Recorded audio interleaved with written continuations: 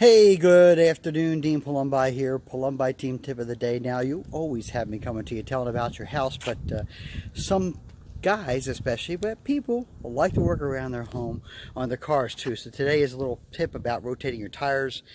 And I feel better if once in a while I know what I'm driving. We spend a lot of time on the road, and on the road we are putting our lives every day in someone else's hands if we don't take a look at our vehicles and know what we're all about mechanically. So I'm going to give you a quick look at so a lot of you have an office you go to every day, and your office is really pretty. You got a door, you go inside, you meet people, co-workers, and a desk.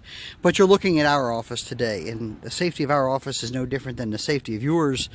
You do a fire drill, you know where the exits are. Well, this is our office. So I like to make sure that it's safe and it's sound, and that once in a while I put my eyeballs on it personally. This is a 2016 Hyundai Tucson with 40,000 miles on it. We purchased it with 11,000 miles and we've been running it now close to 2 years. It's a great vehicle, pretty reliable. But with 40,000 miles, you never know if it's time for brakes, if there's something going wrong. So for Christmas, rather than a beat up old floor jack that I had that I honestly trash picked years and years ago, this thing here did a job for a while, but it was sitting in somebody's garbage, and so yeah, that's fine. But I don't like lifting stuff up and not feeling safe about it. So for Christmas I got me a beautiful racing jack. Then this thing is awesome, 1.5 ton jack. What's nice about it is it's nice and long and simple and to get in there, and it does move back and forth as you crank the vehicle up on rollers at work. I've also got a couple jack stands that were given to me by my father-in-law. These are terrific because you never want to take the jack for granted. Anyway, it is not hard to rotate your own tires. It's hard to commit time to do it, and it literally is only, I've been at it now for about 15 minutes.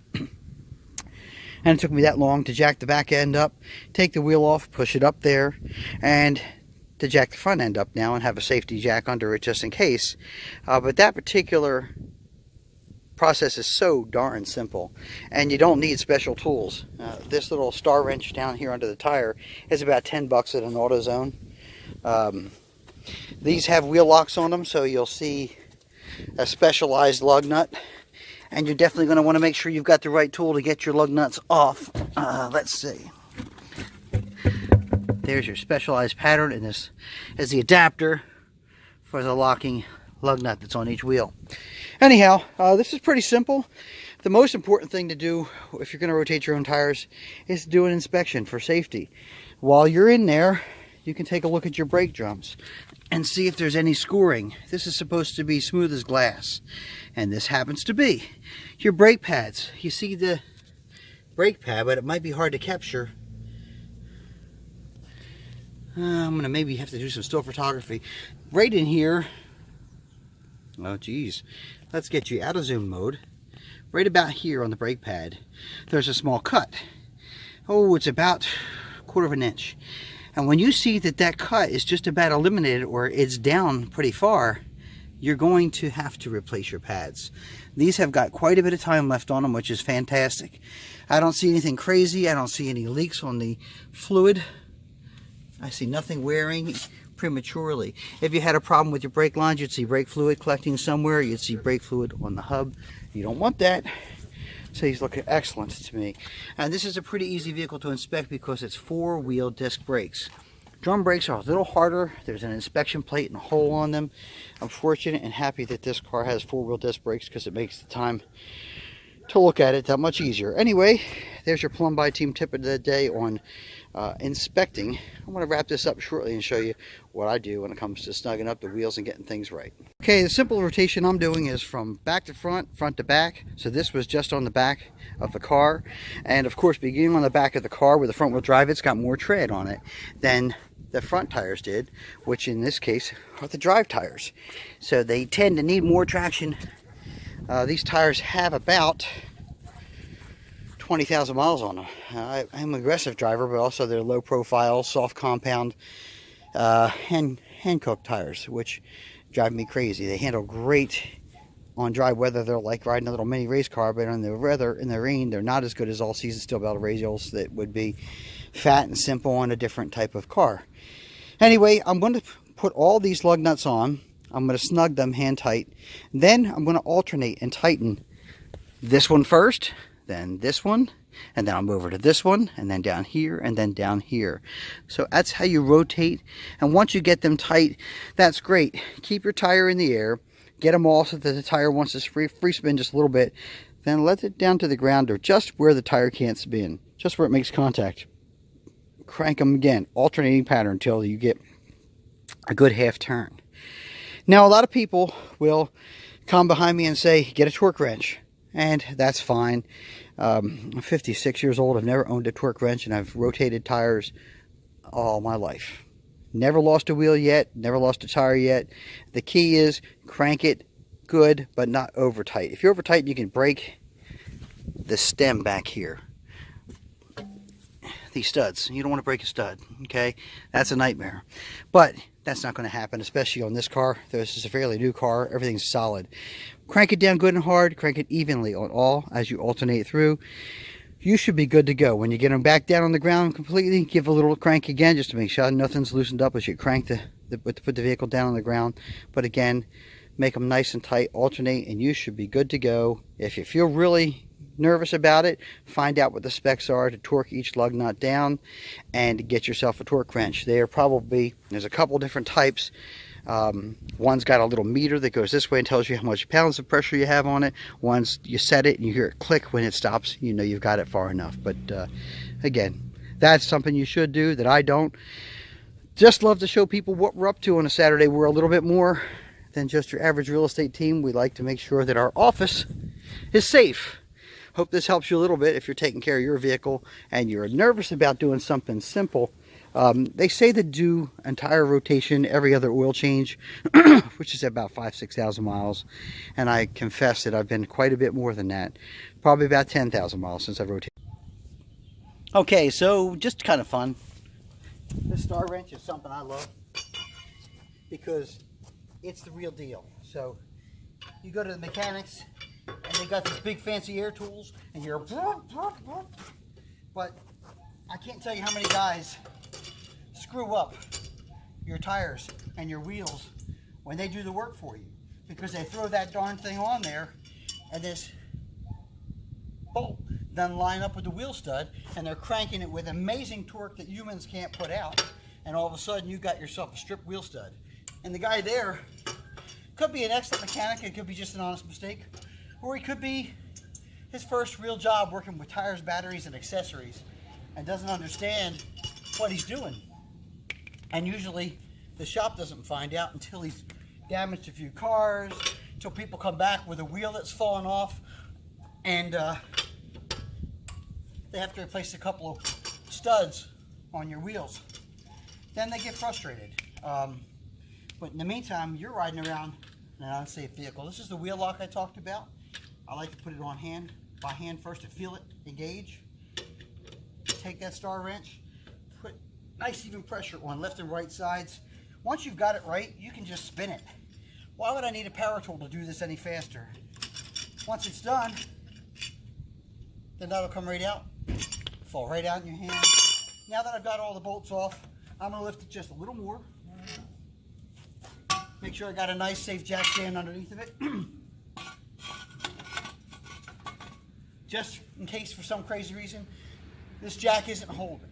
In the back I've got a nice jack stand holding up the rear end. You just pull this tire out. You pull it away from the vehicle. I'm rotating from front to back today. This was the back tire. Now the front tire. As I shared, I'm going to inspect, and I can see that the brakes are good. I can see that there's no leaking brake fluid, any type of issues that stand out at me, and that's great. So the last time I was putting on a tire, I forgot one of my old tricks. First, you want to edge the tire in underneath the wheel hub, just like it would sit if it was already mounted. Makes it a lot easier to get the tire lifted up. I weigh about 175 pounds, and I stand 5'5" and a half. Not giving up that half inch for nobody. So while I'm here, I'm kind of lining up the holes in the tire with the threaded studs. But it's hard to get them there. So you kind of take your legs on each side of the tire and you gently use your leg strength and your arm strength together. You can lift that tire up rather easily and manage it. And you might have to spin it a little. For me, I think I need to come up a little bit. I take my legs out from under the car while I jack it up. Just a little bit. And that's why I love my new racing jack, because it's long enough to do that without having to get up and put leverage on this little teeny handle that I used to have on the other one. So now I've got one of the bolts lined up and I'm looking for the other one.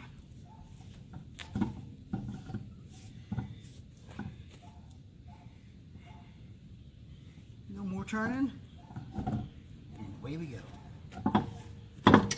She's in.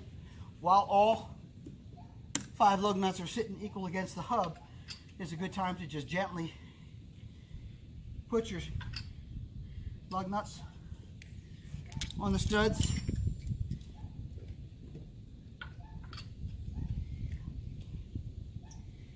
And after you get them on there, so you're doing this by hand, and they should be able to turn freely, okay?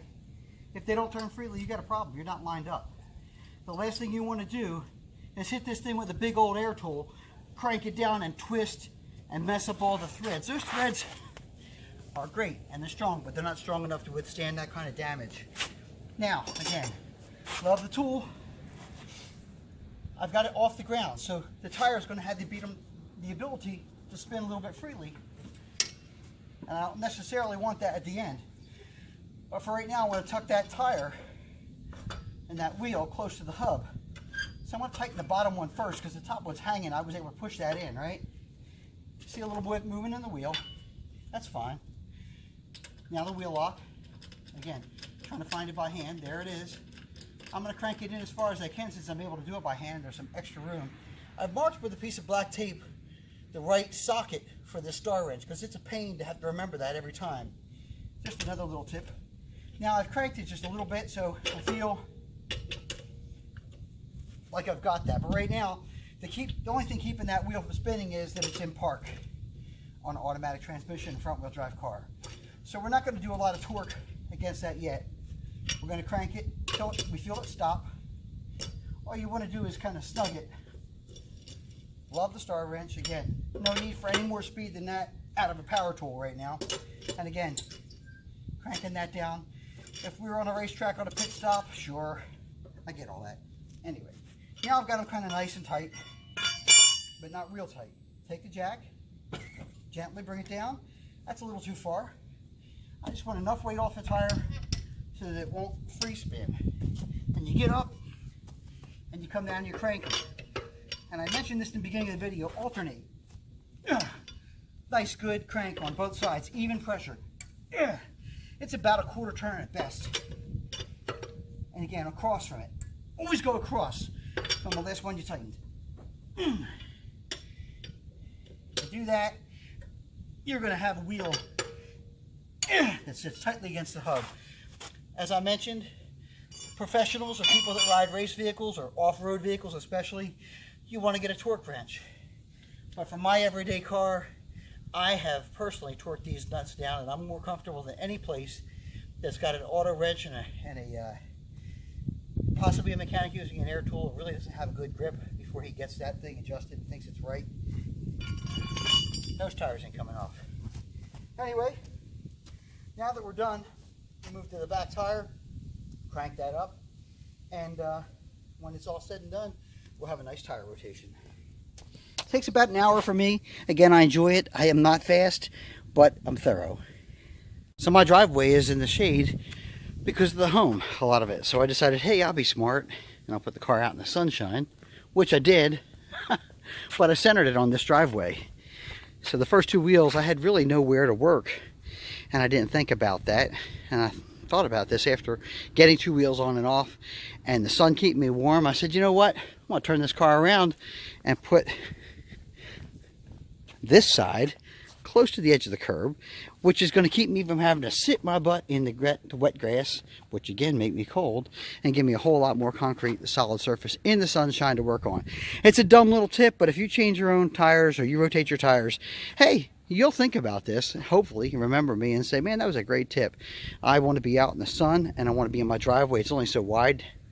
Push it to one side and turn the car around. Duh. There you go. I'm about to do the other side now. Keep you posted.